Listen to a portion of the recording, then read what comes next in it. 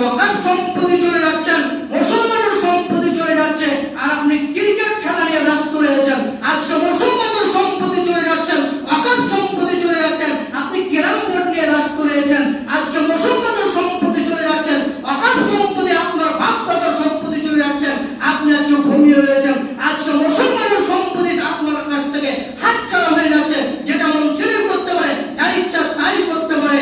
আজকে আপনি মদ্যপান করে নিয়ে, গায়িকাদের নিয়ে, বাদ্যযন্ত্র নিয়ে ব্যস্ত থাকছেন। সচেতন হন মুসলমান, এমন এক সময় চলে আসবে আপনার মসজিদে তালা লাগা ছাড়া কোনো পথ থাকবে না। এমন এক সময় চলে আসবে আপনার পাপে আপনাকে কবরস্থানে দাফন করা হবে না। এমন এক সময় চলে আসবে মাদ্রাসায় লেখাপড়া হবে না। এর সম্পর্কে দেখেন দুইটি তারা আইন আজকে বর্তমানে আপনারা বুঝছেন। ওয়াকফ সম্পত্তি যেগুলো মুসলমানদের জমি জায়গা, যেগুলো মুসলমানদের সাহায্যের জন্য ইতিম, মাদ্রাসা, কবরস্থান, মসজিদ এগুলো ছেড়ে গিয়েছিলেন, এই সব সম্পত্তিগুলো এখন মোদী সরকার নিয়ে নেবে, সরকারের হাতে চলে গেছে, বিল পাস হয়ে গেছে।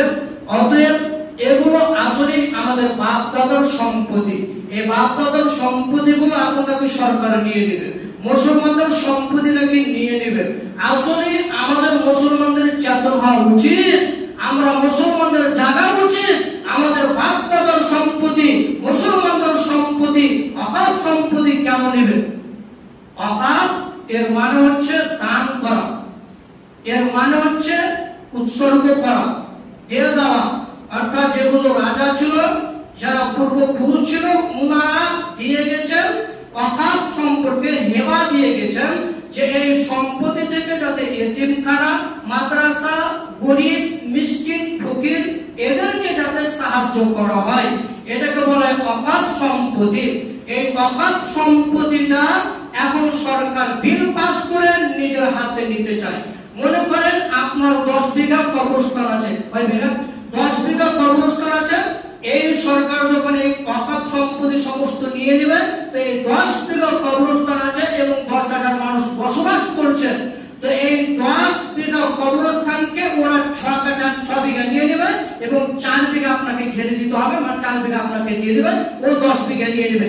এই কবরস্থানের মধ্যে এখন তৈরি হতে পারে বাজার, এই কবরস্থানে হতে পারে এখন পানের দোকান, এই কবরস্থানে হতে পারে এখন মদ বিক্রি।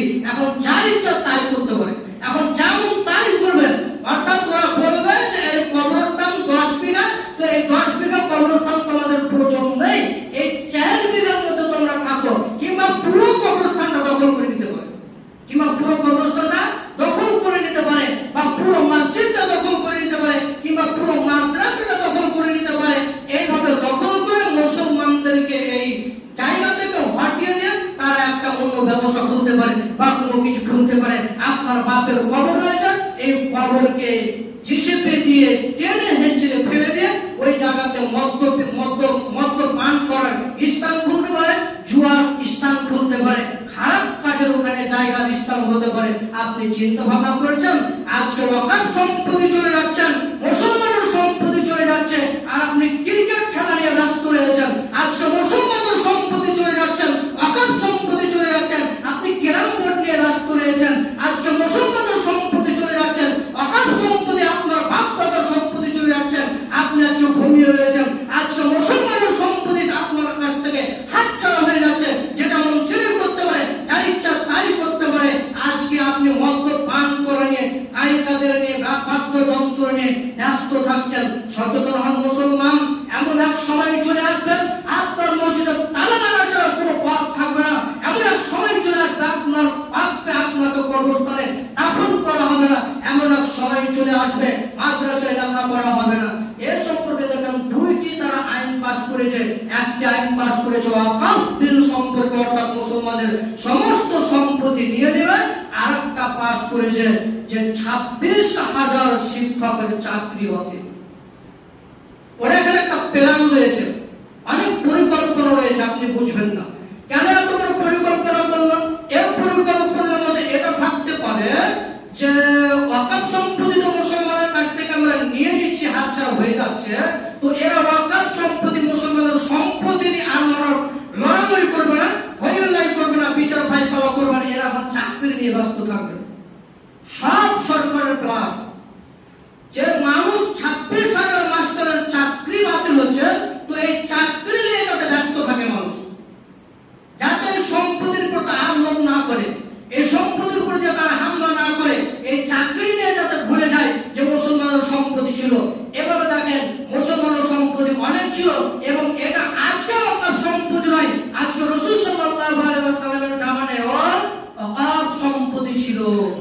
দেখেন উমর রাদিয়াল্লাহু তাআলা আনহু বলেন, আমি খাইবারের যুদ্ধের দিন এক খণ্ড জমি পেলাম, একটা দামি জমি পেলাম, খুব দামি জমি।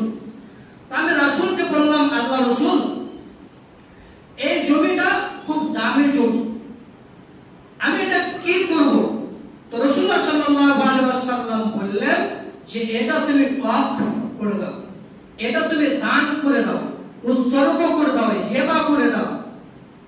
এবং উমর রাদিয়াল্লাহু তাআলা আনহু বললেন যে এই ওয়াকফ সম্পদ থেকে, এই হেবা থেকে, ওয়াকফ সম্পত্তি থেকে এই কোন মানুষ এই সম্পদের ওয়ারিশ হতে পারবে না, এবং এই সম্পত্তি, এই জমিটি কেউ বিক্রি করতে পারবে না, এবং এই জমি থেকে তারা কোন মানুষ, ধনী মানুষ এ থেকে উপকার হতে পারবে না।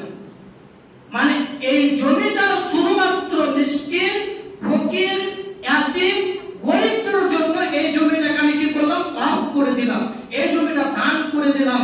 অর্থাৎ এই জমিটি আমি আল্লাহর রাস্তায় দান করলাম, এখান থেকে যাতে মানুষ উপকৃত হয়, এখান থেকে যাতে মানুষ এ থেকে যাতে সাহায্য পায়, এ থেকে যাতে তাদের অভাব দূর হয়ে যায়, এই জন্য উমর রাদিয়াল্লাহু তাআলা আনহু খাইবারের যুদ্ধের জমিটিকে ওয়াকফ করে দিলেন, দান করে দিলেন। তারপরে ওয়াকফ এর মানে হচ্ছে দান করা, হেবা করা, দিয়ে দেওয়া মুসলমানদের। এমন এমন জমি আছে ওয়াকফ সম্পত্তি যেটা মুখী হয়ে গেছে, যাদের সম্পত্তিকে